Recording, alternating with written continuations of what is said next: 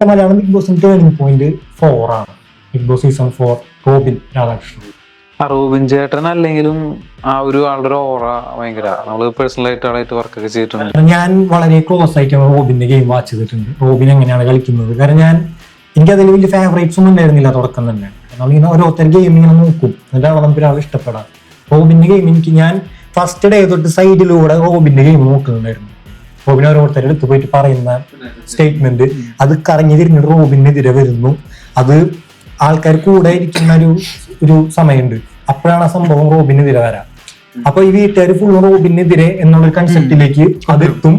Robin എന്താവും, അവിടെ ഒരു സ്ക്രീൻ പ്രസൻസും കിട്ടും, അവിടെ ശ്രദ്ധിക്കപ്പെടും. നല്ലൊരു സ്ട്രാറ്റജി. പക്ഷെ റോബിൻ ഹിറ്റ് ആവാൻ കാരണം ജാസ്മിൻ കൂടിയാണ്.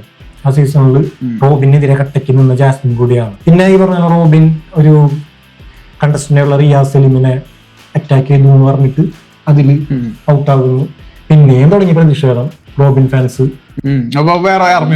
അതും അടുത്തൊരു ആർമയായിരുന്നു. ദേവി തകർക്ക ആൾക്ക് എയർപോർട്ടിൽ കിട്ടിയ സ്വീകരണം ഓർമ്മയില്ലേ? ആ ഒരു ടൈമിൽ ഭയങ്കരമായിരിക്കും. അല്ല, ആളെ ഫെയിം യൂസ് ചെയ്തിട്ടായിരുന്നു. ആളായിരുന്നു വിന്നറിനെ ഡിസൈഡ് ചെയ്തത്, ദിൽഷ.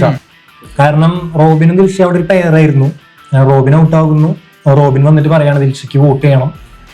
എല്ലാ റോബിൻ ഫാൻസും ദിൽഷയ്ക്ക് വോട്ട് ചെയ്യുന്നു. ദിൽഷ വിന്നറാവുന്നു. പുള്ളിയുടെ ഫെയിം എപ്പോഴും ഉണ്ടത്.